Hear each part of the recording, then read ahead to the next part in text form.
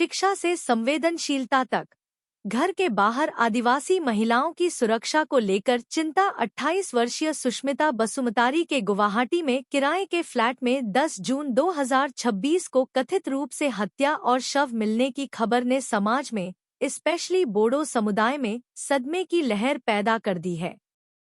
सुष्मिता, जो उदालगुड़ी जिले से थी, ने मास्टर्स डिग्री पूरी की थी और गुवाहाटी में एक प्राइवेट फर्म में नौकरी कर रही थी। रिपोर्टों के अनुसार वह अपने समुदाय के बाहर के एक व्यक्ति के साथ रिश्ते में थी और कथित तौर पर उनके बॉयफ्रेंड ने उन्हें उनके किराए के आवास में मार डाला। पुलिस ने आरोपी को गिरफ्तार कर लिया है, जिसकी पहचान आकाश प्रसाद के रूप में हुई है।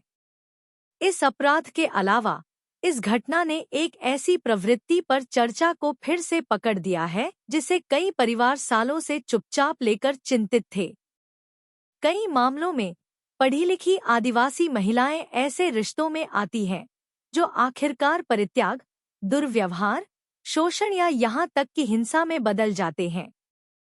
कई मामलों में पढ़ी लिखी आदिवासी महिलाएं ऐसे संबंधों में फंसी हैं जो अंततः परित्याग, दुरुपयोग, शोषण या यहाँ तक कि हिंसा में बदल गए। कई लोगों को यह देखकर आश्चर्य होता है कि ये युवा महिलाएं अकादमिक रूप से सफल, आर्थिक रूप से स्वतंत्र होती हैं और सम्मानित और आर्थिक रूप से स्थिर परिवारों से आती हैं।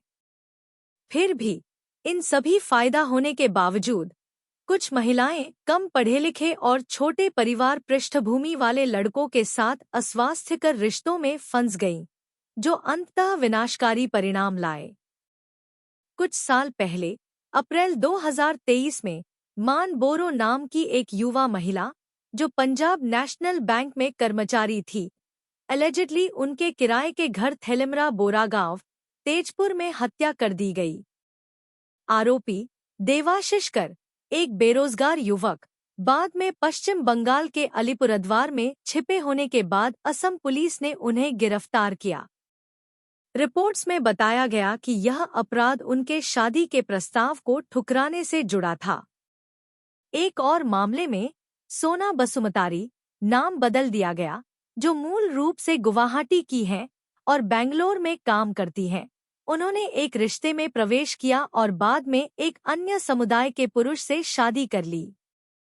हालांकि कथित तौर पर उन्हें गर्भवती होने के बाद छोड़ दिया गया और उन्हें घर लौटने के लिए मजबूर होना पड़ा, जहां अब वह अपने माता पिता के समर्थन से अपने बच्चे की परवरिश कर रही हैं। महिलाओं के साथ ऐसी घटनाएं भी हुई हैं जिन्होंने अपने समुदाय और मूल क्षेत्र के बाहर शादी की और जिनके साथ मानसिक उत्पीड़न और विवाह विफलताओं के मामले सामने आए हैं।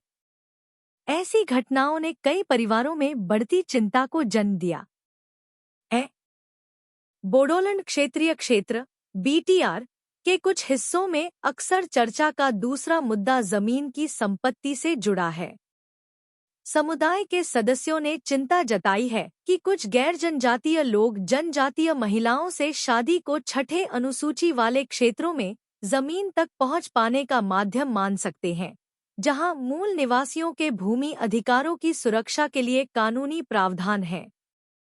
यह देखना कि ये चिंताएं केवल अलग-थलग मामलों का प्रतिनिधित्व करती हैं या एक व्यापक पैटर्न का हिस्सा हैं, गंभीर अध्ययन की मांग करता है। ऐसी घटनाओं का जिक्र करते हुए Bodo national students union (BNSU) के अध्यक्ष बंजीत मंजिल बसुमतारी ने कहा कि यह चिंता का विषय है कि कुछ युवा आदिवासी महिलाएं अस्वस्थ और शोषणात्मक संबंधों का शिकार बन रही हैं, जो कभी-कभी त्रासदी में बदल जाते हैं। यह देखकर अच्छा लगता है कि हमारी लड़कियां उच्च शिक्षा हासिल कर रही हैं और देश भर में सफल करियर बना रही हैं। हालांकि यह भी दर्दनाक है कि कुछ मामलों में ये लड़कियां अपमानजनक या शोषणात्मक संबंधों की शिकार हो रही हैं। माता-पिता और अभिभावकों को सतर्क रहना चाहिए और यह सुनिश्चित करना चाहिए कि उनके बच्चे, जो शिक्षा या रोजगार के लिए घर से दूर रह रहे हैं, सुरक्षित रहें, उन्होंने कहा। बसुमतारी ने यह भी चिंता जताई कि कुछ लोग आदिवासी समुदाय के बाहर से आदिवासी महिलाओं के साथ संबंध बनाने की कोशिश कर सकते हैं, ताकि छठी अनुसूची वाले क्षेत्रों में भूमि के अधिकार प्राप्त कर सकें, जहां स्वदेशी भूमि अधिकारों की सुरक्षा के लिए संवैधानिक उपाय मौजूद हैं। उन्होंने कहा कि इस मुद्दे पर गंभीर ध्यान देने की जरूरत है। बसुमतारी ने यह भी चिंता व्यक्त की कि कुछ आरोप है कि जनजातीय समुदाय के बाहर के कुछ लोग जनजातीय महिलाओं के साथ संबंध बनाने के लिए छठे अनुसूची के क्षेत्रों में भूमि की मालिकाना हक तक पहुंच प्राप्त कर सकते हैं, जहां आदिवासी भूमि अधिकारों की सुरक्षा के लिए संवैधानिक सुरक्षा मौजूद है। उन्होंने कहा कि यह मुद्दा समाज, समुदाय के नेताओं और नीति निर्माताओं का गंभीर ध्यान आकर्षित करने योग्य है, ताकि आदिवासी समुदायों के लिए बनाए गए कानूनी संरक्षण का गलत उपयोग न हो। साथ ही उन्होंने युवाओं में रिश्तों में सोच समझकर निर्णय लेने और विवाह, संपत्ति अधिकार और व्यक्तिगत सुरक्षा के दीर्घकालिक प्रभाव को समझने के लिए अधिक जागरूकता की आवश्यकता पर जोर दिया। इसलिए गुवाहाटी में हुई त्रासदी को एक चेतावनी के रूप में लिया जाना चाहिए। युवाओं को भावनाओं से परे देखकर अपने जीवन साथी के रूप में चुने जाने वाले लोगों का चरित्र, इरादे, मूल्यों, जिम्मेदारियों और दीर्घकालिक प्रतिबद्धता का ध्यानपूर्वक मूल्यांकन करना चाहिए। केवल शिक्षा ही सही निर्णय की गारंटी नहीं देती, और प्यार भी। जैसे ही समाज इस दिल दहला देने वाली घटना पर चिंतन करता है, ध्यान युवा महिलाओं की सुरक्षा, पारिवारिक समर्थन प्रणाली को मजबूत करने, सूचित निर्णय लेने को बढ़ावा देने और व्यक्तिगत भलाई तथा सामुदायिक हितों की सुरक्षा पर होना चाहिए। साथ ही ऐसे संवेदनशील मुद्दों पर चर्चा तथ्यों, जिम्मेदारी और युवा पीढ़ी की सुरक्षा तथा भविष्य की वास्तविक चिंता के तहत होनी चाहिए। गुवाहाटी में हालिया हत्या का मामला, साथ ही मनीषा बोरो जैसे पहले के घटनाक्रम इन चिंताओं को फिर से सामने लाए हैं और बढ़ती हुई परस्पर जुड़ी समाज में जातीय महिलाओं की सुरक्षा, सुरक्षात्मक उपायों और भविष्य पर व्यापक चर्चा को प्रेरित किया है। यह चिंता हर बोडो दिल, हर बोडो माता पिता को जागृत करनी चाहिए। हमारे पूर्वजों ने कठिनाइयाँ, त्याग, संघर्ष और अनगिनत चुनौतियों का सामना किया ताकि हम वह विरासत प्राप्त कर सकें जिसे हम गर्व से अपना कहते हैं, हमारी भाषा, संस्कृति, परंपराएं और पहचान। उन्होंने इन्हें अपने लिए नहीं बल्कि हमारे लिए सुरक्षित रखा। क्या हम इस पवित्र विरासत को आगे देंगे या यह हमारे हाथों में ही गायब हो जाएगी? आइए खुद को धोखा न दें। कोई समुदाय इसलिए नहीं गायब होता कि दूसरे इसे नष्ट कर दें। एक समुदाय तब गायब होता है जब वह खुद को भूल जाता है। एक भाषा तब नहीं मरती जब लोग इसे सुनना बंद कर दें, बल्कि तब मरती है जब माँ ने इसे अपने बच्चों से बोलना बंद कर दें। एक संस्कृति तब नहीं मिटती जब बाहरी लोग इसके खिलाफ हों, बल्कि तब मिटती है जब इसमें जन्मे लोग इसे महत्व देना बंद कर दें। और इसलिए प्यारे बोडो माता पिता, बोडो लोगों का अस्तित्व संसद में, संगठनों में या स्कूलों में नहीं शुरू होता। यह हमारे घरों में शुरू होता है और हर घर के दिल में एक माँ खड़ी होती है। इस सच्चाई को कभी न भूलें। एक समुदाय तब जीवित रहता है जब उसकी बेटियां उसके विरासत को गर्व के साथ अपनाती हैं और उसे प्यार से आगे बढ़ाती हैं। हमारी बेटियां केवल बच्चे नहीं हैं जो एक दिन अपने माता पिता के घर छोड़ देंगी। वे आने वाली पीढ़ियों की भविष्य की माताएं हैं। उनके माध्यम से हमारे पूर्वजों की भाषा हमारे पोते पोती तक पहुंच सकती है। उनके माध्यम से वेसागो के गीत गाए जाते रह सकते हैं। उनके माध्यम से बोडो लोगों की ज्ञान, रीति रिवाज और मूल्य जीवित रह सकते हैं। इसलिए प्यारे माता पिता, अपनी बेटियों को केवल दुनिया में सफल बनने के लिए मत पालिए। उन्हें बोडो राष्ट्र की गर्वित बेटियां बनने के लिए पालिए। उन्हें सिखाइए कि बोडो बोलना पिछड़ापन नहीं है, बल्कि गर्व है। उन्हें सिखाइए कि वेसागो मनाना कोई पुरानी रीत नहीं है, बल्कि उनके पूर्वजों के साथ जीवित संबंध है। उन्हें सिखाएं कि आधुनिकता और पहचान विरोधी नहीं है। कोई अंग्रेजी बोल सकता है और फिर भी बोडो बोल सकता है। कोई दुनिया की यात्रा कर सकता है और फिर भी अपनी जड़ों से जुड़ा रह सकता है। कोई प्रगति को अपनाते हुए अपनी विरासत को त्यागे बिना आगे बढ़ सकता है। अभिभावक के रूप में हम सभी अपने बच्चों को शिक्षित, सफल और खुश देखना चाहते हैं। हम चाहते हैं कि वे जीवन में बुद्धिमानी से फैसले लें, जिसमें जीवन साथी का चयन भी शामिल है। आखिरकार शादी एक बेहद व्यक्तिगत निर्णय है, जो प्रेम, अनुकूलता और आपसी सम्मान पर आधारित होता है। लेकिन जबकि हम अपने बच्चों की अपनी राह चुनने की स्वतंत्रता का जश्न मनाते हैं, हमें खुद से यह भी पूछना चाहिए, क्या व्यक्तिगत चयन और समुदाय की जिम्मेदारी साथ चल सकते हैं? उत्तर हाँ है, लेकिन केवल तब जब हम यह जानते हों कि क्या दांव पर है। शादी दो व्यक्तियों को जोड़ती है, लेकिन यह परिवारों, भाषाओं, रीति रिवाजों और परंपराओं को भी जोड़ती है। जब कोई समुदाय बड़ा और प्रभावशाली होता है, उसकी पहचान अक्सर स्वाभाविक रूप से बनी रहती है। लेकिन छोटे समुदायों जैसे बोडो के लिए पहचान केवल तभी जीवित रहती है जब हर पीढ़ी, चाहे उनकी पसंद जो भी हो, क्या अगली पीढ़ी अभी भी बोडो बोलेगी? क्या वे विसागु जानेंगे? क्या वे डोखना और अरोनाई का महत्व जानेंगे? क्या वे अपने पूर्वजों के गीत, कहानियां और संघर्ष जानेंगे? अगर हमारे बेटे और बेटियां समुदाय के भीतर साथी चुनते हैं, तो उन्हें यह गर्व और स्नेह से करना चाहिए, जबरदस्ती से नहीं। अगर वे समुदाय के बाहर साथी चुनते हैं, तो उन्हें यह समझकर करना चाहिए कि पहचान अपने आप विरासत में नहीं मिलती, इसे सचेत रूप से पोषित करना पड़ता है। आइए हम अपने बच्चों को सिखाएं कि प्यार और पहचान आमने सामने नहीं होते। माता पिता एक और सच्चाई है जिसका हमें बुद्धि और ईमानदारी के साथ सामना करना होगा। हमारी बेटियां और बेटे बदलती दुनिया में जिएंगे। वे विभिन्न समुदायों के लोगों के साथ पढ़ेंगे, उनके साथ काम करेंगे और कभी-कभी जीवन साथी चुनते समय समुदाय के बाहर की ओर देखेंगे। ऐसे चुनाव व्यक्ति के लिए हैं और उन्हें सम्मान मिलना चाहिए। लेकिन जीवन चाहे जिस रास्ते पर ले जाए, हम अपनी जिम्मेदारी कभी न भूलें। आइए हम अपने बच्चों को इस तरह से पालें। आइए हम अपनी बेटियों को सिखाएं कि मातृत्व केवल बच्चों को जन्म देने के बारे में नहीं है, बल्कि एक ऐसी पीढ़ी को जन्म देने के बारे में भी है जो अपनी जड़ों को जानती हो।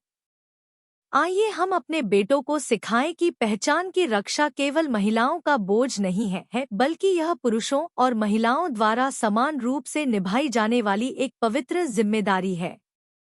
माता पिता, याद रखें, अगर हमारे बच्चे अब बोडो भाषा नहीं बोलते, तो कोई कानून बोडो भाषा को बचा नहीं सकता। अगर हमारे पोते पोती अब नहीं जानते कि वे कौन हैं, तो कोई संगठन खोई हुई चीज को वापस नहीं ला सकता। अगर हमारे घर हमारी अपनी संस्कृति के लिए पराये बन जाते हैं, तो कोई आंदोलन हमारी पहचान की रक्षा नहीं कर सकता। बोडो लोगों का भविष्य बड़े बैठकों में तय नहीं होगा।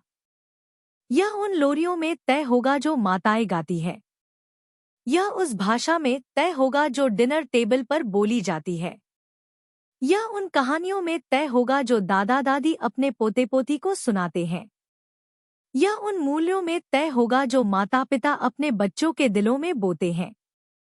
इसलिए पिता और माँ, मैं आपसे अनुरोध करता हूँ, घर पर बोडो बोलें। अपने बच्चों को उनके लोगों का इतिहास सिखाइए। खुशी के साथ विसागु मनाइए। अपने बच्चों को उनके पूर्वजों के गीत, कहानियां और बलिदान जानने दीजिए। उन्हें दुनिया भर में उड़ने के लिए पंख दीजिए, लेकिन कभी भी उन्हें उस घोंसले को भूलने न दीजिए जहां से वे आए हैं, क्योंकि बिना जड़ों के पेड़ लंबे समय तक नहीं टिक सकता और बिना स्मृति वाले लोग जीवित नहीं रह सकते। आने वाली पीढ़ियां पीछे मुड़कर देखें और कहें, हमारे माता पिता ने हमें शिक्षा, समृद्धि और अवसर दिए, लेकिन सबसे बढ़कर उन्होंने हमें सबसे बड़ा उपहार दिया, बोडो होने का गर्व। धन्यवाद। शिक्षा से संवेदनशीलता तक, घर के बाहर आदिवासी महिलाओं की सुरक्षा को लेकर चिंता। 28 वर्षीय सुष्मिता बसुमतारी के गुवाहाटी में किराए के फ्लैट में 10 जून 2026 को कथित रूप से हत्या और शव मिलने की खबर ने समाज में, स्पेशली बोडो समुदाय में, सदमे की लहर पैदा कर दी है। सुष्मिता, जो उदालगुड़ी जिले से थी, ने मास्टर्स डिग्री पूरी की थी और गुवाहाटी में एक प्राइवेट फर्म में नौकरी कर रही थी। रिपोर्टों के अनुसार वह अपने समुदाय के बाहर के एक व्यक्ति के साथ रिश्ते में थी और कथित तौर पर उनके बॉयफ्रेंड ने उन्हें उनके किराए के आवास में मार डाला। पुलिस ने आरोपी को गिरफ्तार कर लिया है, जिसकी पहचान आकाश प्रसाद के रूप में हुई है। इस अपराध के अलावा इस घटना ने एक ऐसी प्रवृत्ति पर चर्चा को फिर से पकड़ दिया है जिसे कई परिवार सालों से चुपचाप लेकर चिंतित थे। कई मामलों में पढ़ी लिखी आदिवासी महिलाएं ऐसे रिश्तों में आती हैं जो आखिरकार परित्याग, दुर्व्यवहार, शोषण या यहाँ तक कि हिंसा में बदल जाते हैं। कई मामलों में पढ़ी लिखी आदिवासी महिलाएं ऐसे संबंधों में फंसी हैं जो अंततः परित्याग, दुरुपयोग, शोषण या यहाँ तक कि हिंसा में बदल गए। कई लोगों को यह देखकर आश्चर्य होता है कि ये युवा महिलाएं अकादमिक रूप से सफल, आर्थिक रूप से स्वतंत्र होती हैं और सम्मानित और आर्थिक रूप से स्थिर परिवारों से आती हैं। फिर भी इन सभी फायदा होने के बावजूद कुछ महिलाएं कम पढ़े लिखे और छोटे परिवार पृष्ठभूमि वाले लड़कों के साथ अस्वास्थ्यकर रिश्तों में फंस गईं, जो अंततः विनाशकारी परिणाम लाए। कुछ साल पहले अप्रैल 2023 में मान बोरो नाम की एक युवा महिला, जो पंजाब नेशनल बैंक में कर्मचारी थी, एलिजिडली उनके किराए के घर थेलिमरा बोरागांव, तेजपुर में हत्या कर दी गई। आरोपी देवाशीष कर, एक बेरोजगार युवक, बाद में पश्चिम बंगाल के अलीपुरद्वार में छिपे होने के बाद असम पुलिस ने उन्हें गिरफ्तार किया। रिपोर्ट्स में बताया गया कि यह अपराध उनके शादी के प्रस्ताव को ठुकराने से जुड़ा था। एक और मामले में सोना बसुमतारी, नाम बदल दिया गया, जो मूल रूप से गुवाहाटी की हैं और बेंगलोर में काम करती हैं, उन्होंने एक रिश्ते में प्रवेश किया और बाद में एक अन्य समुदाय के पुरुष से शादी कर ली। हालांकि कथित तौर पर उन्हें गर्भवती होने के बाद छोड़ दिया गया और उन्हें घर लौटने के लिए मजबूर होना पड़ा, जहां अब वह अपने माता पिता के समर्थन से अपने बच्चे की परवरिश कर रही हैं। महिलाओं के साथ ऐसी घटनाएं भी हुई हैं जिन्होंने अपने समुदाय और मूल क्षेत्र के बाहर शादी की और जिनके साथ मानसिक उत्पीड़न और विवाह विफलताओं के मामले सामने आए हैं। ऐसी घटनाओं ने कई परिवारों में बढ़ती चिंता को जन्म दिया है। बोडोलैंड क्षेत्रीय क्षेत्र (BTR) के कुछ हिस्सों में अक्सर चर्चा का दूसरा मुद्दा जमीन की संपत्ति से जुड़ा है। समुदाय के सदस्यों ने चिंता जताई है कि कुछ गैर जनजातीय लोग जनजातीय महिलाओं से शादी को छठे अनुसूची वाले क्षेत्रों में जमीन तक पहुंच पाने का माध्यम मान सकते हैं, जहां मूल निवासियों के भूमि अधिकारों की सुरक्षा के लिए कानूनी प्रावधान है। यह देखना कि ये चिंताएं केवल अलग-थलग मामलों का प्रतिनिधित्व करती हैं या एक व्यापक पैटर्न का हिस्सा हैं, गंभीर अध्ययन की मांग करता है। ऐसी घटनाओं का जिक्र करते हुए Bodo national students union (BNSU) के अध्यक्ष बंजीत मंजिल बसुमतारी ने कहा कि यह चिंता का विषय है कि कुछ युवा आदिवासी महिलाएं अस्वस्थ और शोषणात्मक संबंधों का शिकार बन रही हैं, जो कभी-कभी त्रासदी में बदल जाते हैं। यह देखकर अच्छा लगता है कि हमारी लड़कियां उच्च शिक्षा हासिल कर रही हैं और देश भर में सफल करियर बना रही हैं। हालांकि यह भी दर्दनाक है कि कुछ मामलों में ये लड़कियां अपमानजनक या शोषणात्मक संबंधों की शिकार हो रही हैं। माता-पिता और अभिभावकों को सतर्क रहना चाहिए और यह सुनिश्चित करना चाहिए कि उनके बच्चे जो शिक्षा या रोजगार के लिए घर से दूर रह रहे हैं, सुरक्षित रहें। उन्होंने कहा। बसुमतारी ने यह भी चिंता जताई कि कुछ लोग आदिवासी समुदाय के बाहर से आदिवासी महिलाओं के साथ संबंध बनाने की कोशिश कर सकते हैं, ताकि छठी अनुसूची वाले क्षेत्रों में भूमि के अधिकार प्राप्त कर सकें, जहां स्वदेशी भूमि अधिकारों की सुरक्षा के लिए संवैधानिक उपाय मौजूद हैं। उन्होंने कहा कि इस मुद्दे पर गंभीर ध्यान देने की जरूरत है।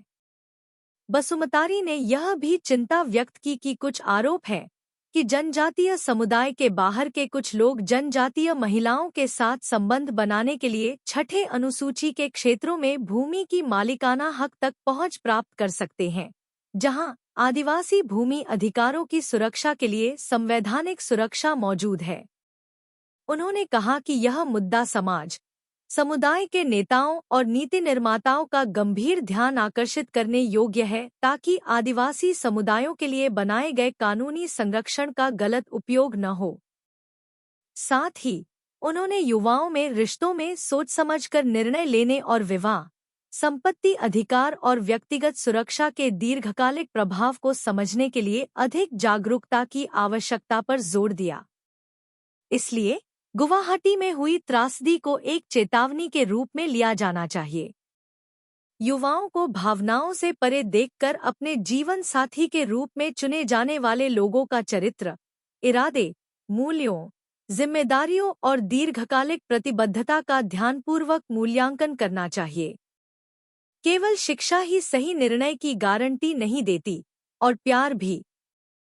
जैसे ही समाज इस दिल दहला देने वाली घटना पर चिंतन करता है, ध्यान युवा महिलाओं की सुरक्षा, पारिवारिक समर्थन प्रणाली को मजबूत करने, सूचित निर्णय लेने को बढ़ावा देने और व्यक्तिगत भलाई तथा सामुदायिक हितों की सुरक्षा पर होना चाहिए।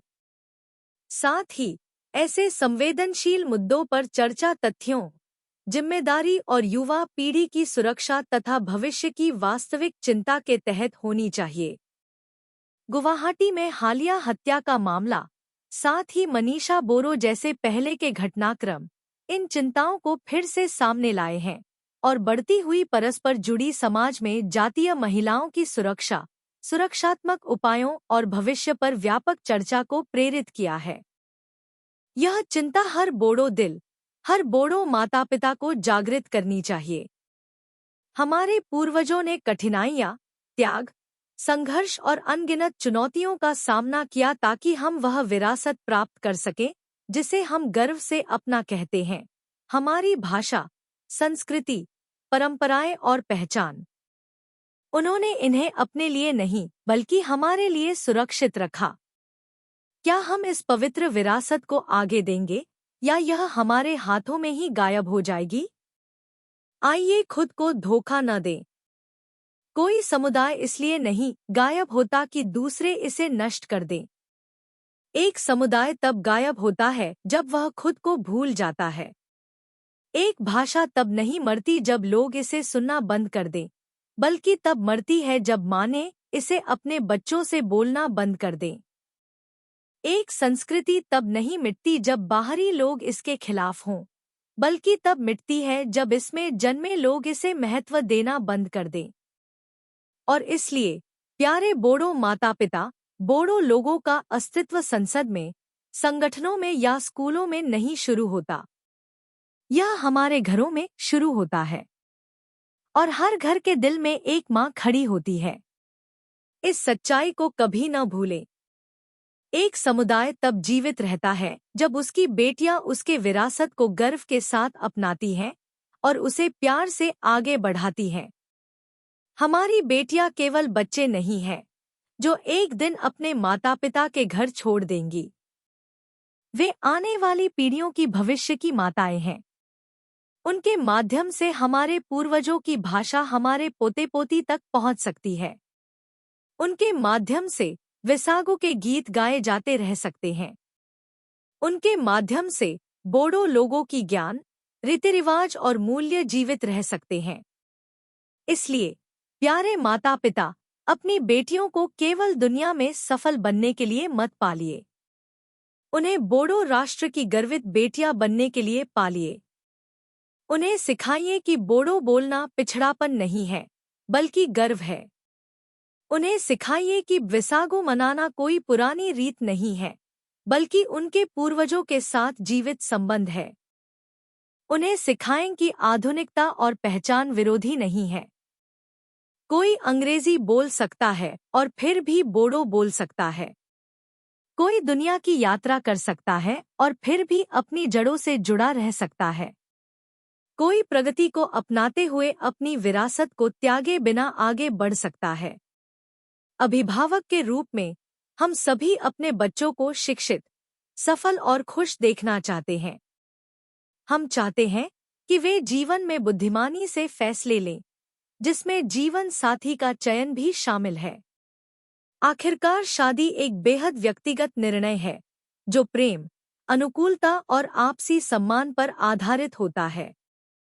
लेकिन जबकि हम अपने बच्चों की अपनी राह चुनने की स्वतंत्रता का जश्न मनाते हैं, हमें खुद से यह भी पूछना चाहिए, क्या व्यक्तिगत चयन और समुदाय की जिम्मेदारी साथ चल सकते हैं? उत्तर हाँ है, लेकिन केवल तब जब हम यह जानते हों कि क्या दांव पर है।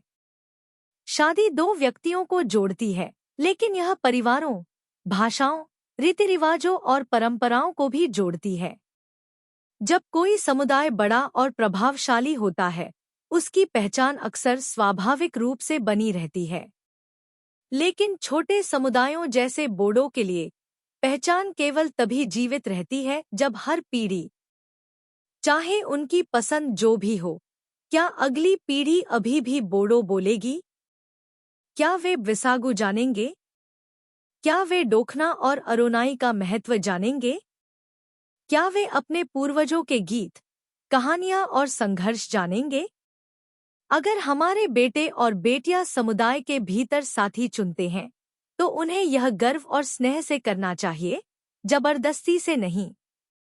अगर वे समुदाय के बाहर साथी चुनते हैं, तो उन्हें यह समझकर करना चाहिए कि पहचान अपने आप विरासत में नहीं मिलती, इसे सचेत रूप से पोषित करना पड़ता है। आइए हम अपने बच्चों को सिखाएं कि प्यार और पहचान आमने सामने नहीं होते। माता पिता एक और सच्चाई है जिसका हमें बुद्धि और ईमानदारी के साथ सामना करना होगा। हमारी बेटियां और बेटे बदलती दुनिया में जिएंगे। वे विभिन्न समुदायों के लोगों के साथ पढ़ेंगे, उनके साथ काम करेंगे और कभी-कभी जीवन साथी चुनते समय समुदाय के बाहर की ओर देखेंगे। ऐसे चुनाव व्यक्ति के लिए हैं और उन्हें सम्मान मिलना चाहिए। लेकिन जीवन चाहे जिस रास्ते पर ले जाए, हम अपनी जिम्मेदारी कभी न भूलें। आइए हम अपने बच्चों को इस तरह से पालें। आइए हम अपनी बेटियों को सिखाएं कि मातृत्व केवल बच्चों को जन्म देने के बारे में नहीं है, बल्कि एक ऐसी पीढ़ी को जन्म देने के बारे में भी है जो अपनी जड़ों को जानती हो। आइए हम अपने बेटों को सिखाएं कि पहचान की रक्षा केवल महिलाओं का बोझ नहीं है, बल्कि यह पुरुषों और महिलाओं द्वारा समान रूप से निभाई जाने वाली एक पवित्र जिम्मेदारी है। माता पिता, याद रखें, अगर हमारे बच्चे अब बोडो भाषा नहीं बोलते, तो कोई कानून बोडो भाषा को बचा नहीं सकता। अगर हमारे पोते पोती अब नहीं जानते कि वे कौन हैं, तो कोई संगठन खोई हुई चीज को वापस नहीं ला सकता।